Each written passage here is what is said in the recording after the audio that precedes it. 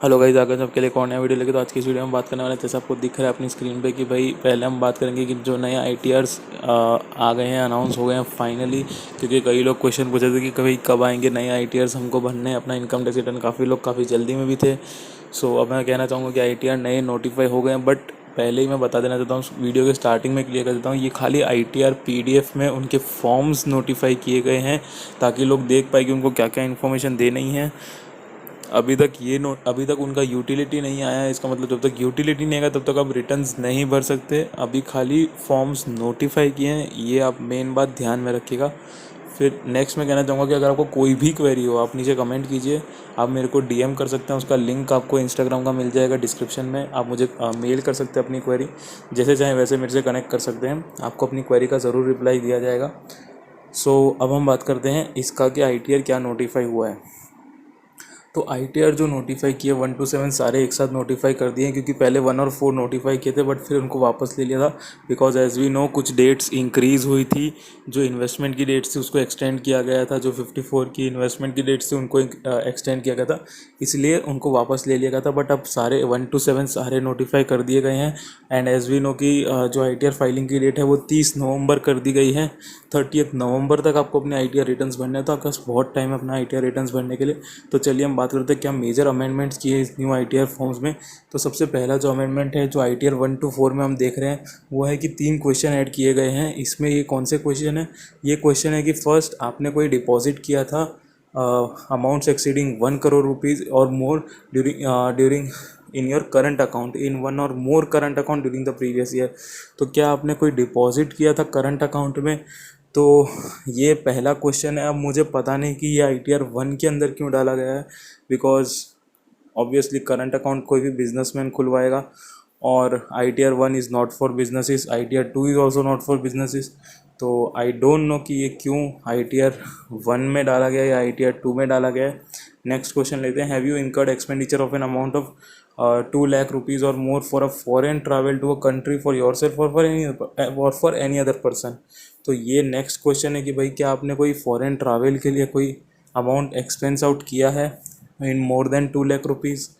ये खुद के लिए या किसी और के लिए, ये आपको बताना है येस या नो। और अगर आप येस करते हैं तो आपको अमाउंट भी बताना पड़ेगा। फिर have you incurred any expenditure or aggregate amount of exceeding ₹1 lakh for consumption of electricity? ये 1 लाख रुपीज़, अगर इसमें भी आपका येस आता है, मतलब ये अगर कंडीशंस आप येस करते हैं तो मतलब आपको आईटीआर भरना भी कंपलसरी है। भले ही फिर आप 2.5 लाख रुपए से कम भी इनकम कमाते हो तो भी कंपलसरी हो जाएगा आपके लिए रिटर्न भरना। तो ये है पहला अमेंडमेंट। फिर नेक्स्ट है चेंज नंबर 2, जो आईटीआर 1 से आईटीआर 6 हर एक में देखने को मिलेगा आपको। ये है ड्यूरिंग द पैंडेमिक लॉकडाउन, जो हमको पता था कि भाई 80C की ड्यू डेट, फिर 54 से 54G की ड्यू डेट, ये सब एक्सटेंड की गई थी। तो अब लोगों को क्वेश्चन उठ रहा था कि हम इसको बताएंगे कैसे कि हमने जो मतलब समझ लीजिए आप 1 अप्रैल से 30 जून के ड्यूरिंग जो अमाउंट पे किया है वो फाइनेंशियल ईयर 1920 के लिए या फाइनेंशियल ईयर 2021 के लिए। तो इसके लिए एक सॉल्यूशन तो निकाला है, but I am not much satisfied with that solution. तो अगर आप देखेंगे कि आईटीआर अगर आप ओपन करेंगे तो उसमें उन्होंने एक नया शेड्यूल डाल दिया, शेड्यूल DI, जिसमें आपको डिक्लेरेशन देना है कि भाई टोटल इन्वेस्टमेंट का जो डिडक्शन आप क्लेम कर रहे हैं कोई भी सेक्शन में, या कोई भी इन्वेस्टमेंट आप क्लेम कर रहे हैं, तो उसमें से कितना इन्वेस्टमेंट का अमाउंट है जो फॉल कर रहा है 1 अप्रैल से 30 जून के बीच में, जो आपने पे किया होगा उसमें फॉल कर रहा है।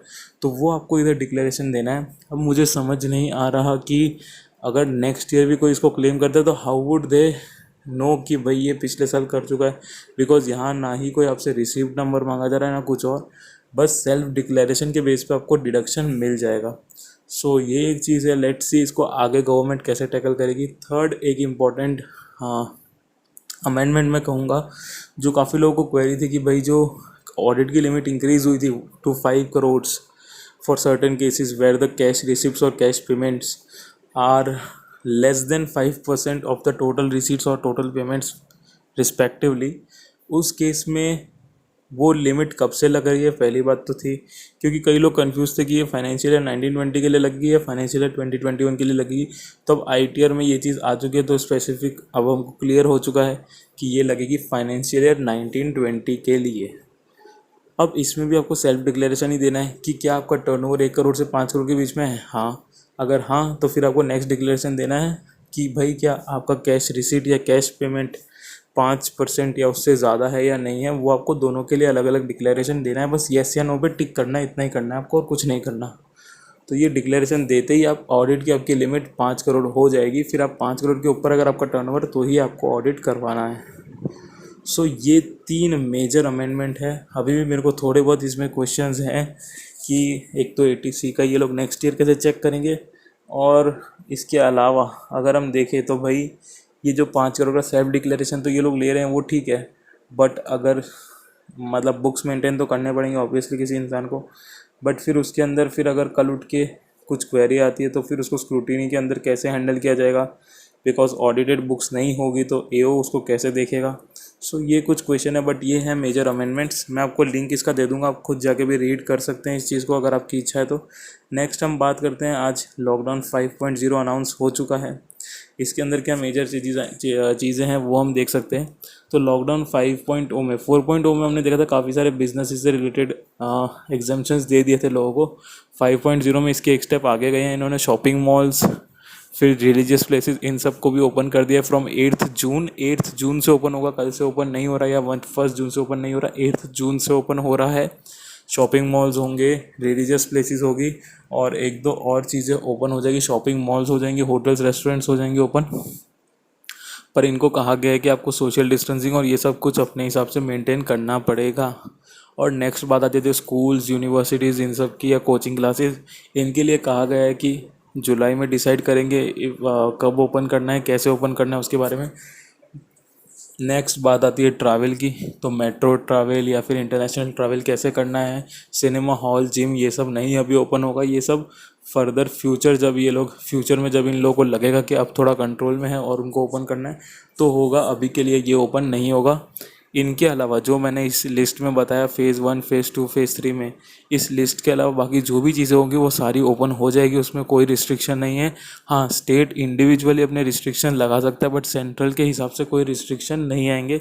एंड एक और थिंग, कंटेनमेंट जोन के अंदर कुछ भी नहीं ओपन होगा अदर देन एसेंशियल एक्टिविटीज़, और वो लॉकडाउन जारी रहेगा 30 जून तक।